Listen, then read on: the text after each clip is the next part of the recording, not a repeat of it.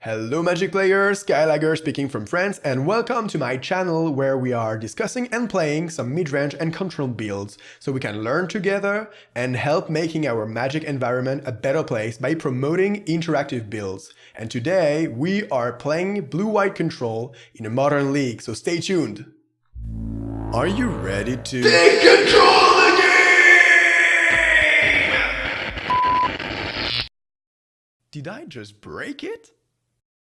Alright, blue-white control in modern. So first question, why play blue-white control over some sort of Jeskai control deck, Jeskai tempo control or Esper control or whatever build you want to play? Well, because we have access to very powerful and mighty cards. We have access to several planeswalkers with Gideon, Jace and Gideon, and we have access to Supreme Verdict, which is also very easy to cast. Plus, we have a very smooth and not painful mana base, because we only have a playset of Flooded Strand and 2 Haloed Fountain. Our other lands won't hurt us. And this is awesome in modern because usually when you're playing 2 or even 3 colors, you are shocking yourself a lot. Which doesn't really happen here with blue-white control because we can afford to play some land tapped and we can afford to play basics, which makes us even more resistant and not vulnerable to a Blood Moon, which is fantastic, especially in a metagame where Storm is kind of popular. The other thing you have to know about blue-white control is that we're not playing some sort of draw-go strategy, but we are more playing some sort of tap-out strategy, which means most of the time you will be tap-out and you won't be able to react to what your opponent is doing. You will have to play your Spreading Seas, your Search for Askentas, Detention Spheres, your Planeswalkers, and your Supreme Verdict, which means you can't counter everything. You have to know when you have to tap out, and you have to feel the tempo of the game, and know when you have to stay in defense and wait for your opponent to cast something huge that you want to counter with your Cryptic Commands, Logic Knots, Negate, or Spell Snare. But of course, we will have to deal with early things casted by our opponents, so we'll have to play some Path of Exile and Spell Snares, and even Logic Knots. And the great thing about those cards is that they are very powerful for a very low converted mana cost, which means we can tap out for a Supreme Verdict or for a Gideon and still have 1 land untapped for Path Exile or Spell Snare, or even 2 for Logic Knot. So the main goal of this deck is basically to grind the opponent out of the game, because we have very powerful and mighty cards. That means they can't really trade for resources and for value.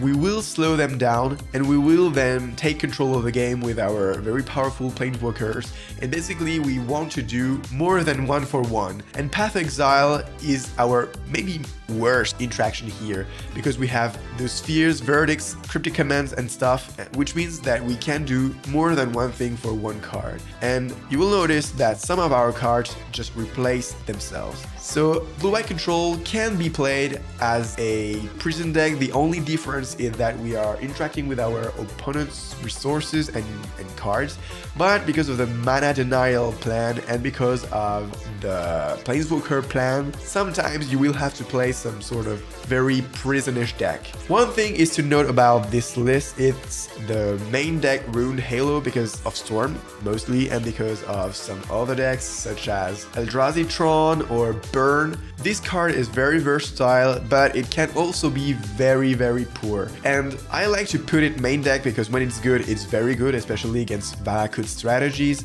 But when it's bad, I know that's a pretty dead card, but we have to consider our whole deck as a 75 cards deck and pool, and not only as 60 main cards and 15 sideboard cards. So yeah, you could put your Ruined Halo in the sideboard and maybe bring in a Negate or maybe bring in Elspeth, but I think that Ruined Halo is more often better than Elspeth is, even though Elspeth is a real kill in some matchups. So nothing too fancy about the sideboard. Note that I'm playing 1 Settle the Wreckage instead of the 4th Supreme Verdict, just because your opponent won't really be able to play around Settle the Wreckage.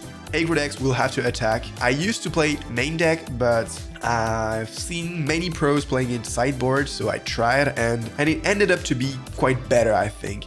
Sometimes I missed the card but some opponents can win with their creatures even though they are not attacking. You just have to think about Abs and Company to understand what I mean. So nothing too fancy about the sideboard, so let's jump to the games.